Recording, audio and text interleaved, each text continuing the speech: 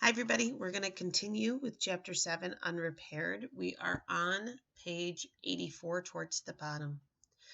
But I'll bet our superintendent was the only genius who put his Atlantis at the top of a hill overlooking a breakable gym. With a sinking heart, I watched Dad haggling with the salesman, trying to save every penny. We weren't poor, but money was tight, especially with an extra mouth to feed, Katie, and a baby on the way. The one good thing about Beatrice's hunger strike was that we weren't blowing a fortune on dog food. There was no way we could afford to fix a busted gym. It didn't take Noah Euclid or Abigail Lee to do that math. I got to the academy earlier than usual, which gave me some much needed time to work on my science project. Abigail's was entitled The Abiotic Synthesis of Organic Compounds. Chloe's had something to do with the wave particle duality of light, whatever that is. Noah's, the Euclid's constant, was the number he developed that supposedly explained the expansion of the universe in the first few seconds following the Big Bang. Mine was called Chow Chow's Special Breed. Obviously, it wasn't as impressive as the others, but I was really slaving over it. My plan was this. I was never going to out-science the academy kids, but I could give it a personal touch. Hey, if I was stuck being a hospice nurse to a dying dog, at least I should get a project out of it. I had photographs and the sound recording of barking and microscopic slides of fur and drool samples. If I loaded up enough stuff, Mr. Holman would have to give me a decent grade out of sheer volume. And if he turned out to be a dog lover, I'd be golden. I stashed my coat in the locker, which was still basically empty. Lockers were huge at the academy. I'd never seen it, but supposedly one kid kept a full tropical fish tank in his, plugged into the built-in power strip. Unlike Hardcastle Middle, with its no phones during school hours rule, the academy encouraged its gifted students to have laptops and smartphones charged up and available at all times. You never know when the research bug might hit, Mr. Osborne was fond of saying.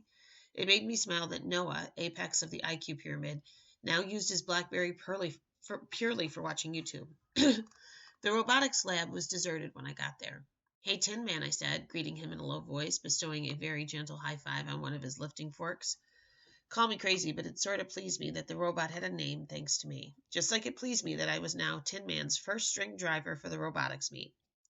I know that must seem pretty stupid coming from somebody who was in such big trouble in every other phase of their life.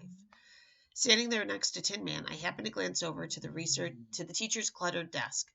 There was an internal memo on the top of the mess. My eyes froze at the subject line. Summer school. It had to be about me. Who else in this class of brainiacs could possibly need summer school? In the interest of self-preservation, I had to read it. As we feared, the district has been unable to find a certified teacher to offer human growth and development to your students who have unfortunately missed it.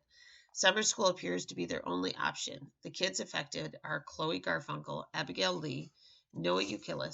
That was as far as I got before Mr. Osborne came in and caught me snooping. Donovan, step away from my desk.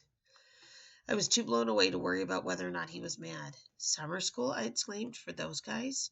It's none of your business, the teacher interrupted sharply. It doesn't affect you at all.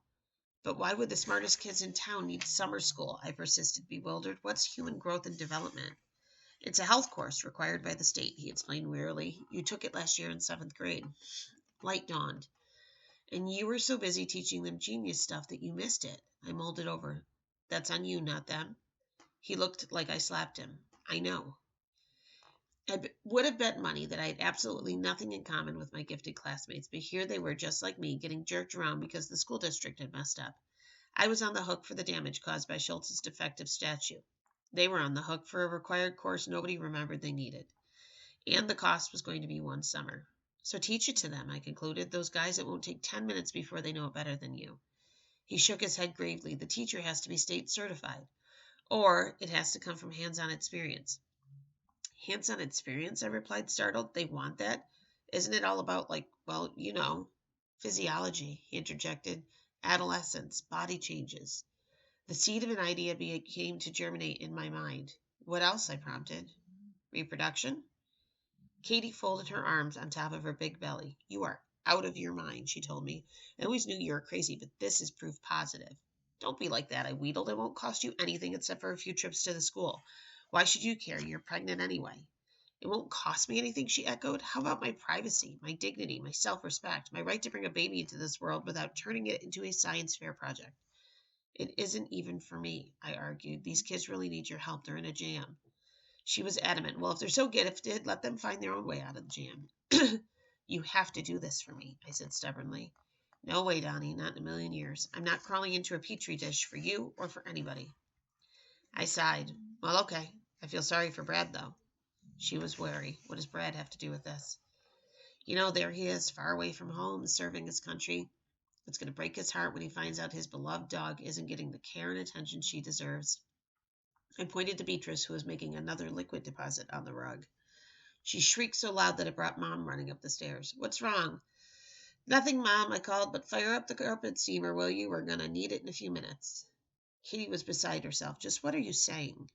Do I have to spell it out for you? If I don't look after Beatrice, Beatrice doesn't get looked after. And that's my fault, she demanded. She won't let me anywhere near her. I totally sympathize, I assured her. Bad things happen to good people sometimes. Look at your poor academy kids. It isn't their fault they missed this credit, but they're the ones who have to suffer, just like it isn't your fault your mother-in-law dumped a dying dog on your doorstep. Don't say dying. She's not dying. She can't. Suddenly Katie cued in. You miserable blackmailing slime bucket. This is low even for you. I nodded in agreement. Poor Brad. She was bitter. What do you care if a bunch of nerds goes to summer school? You already took this course. There's nothing in it for you. She was only half right. There was nothing in it for me, at least nothing I could explain to Katie. If this worked, if following Katie's pregnancy could count as hands-on experience for human growth and development, that would strengthen my ties to the Academy for Scholastic Distinction. It wouldn't make my grades any better, but it might take people's attention off how ungifted I was. The longer I could stay in the Academy, the longer I could keep myself hidden from Schultz's justice. Selfish? Big time. And something else, too.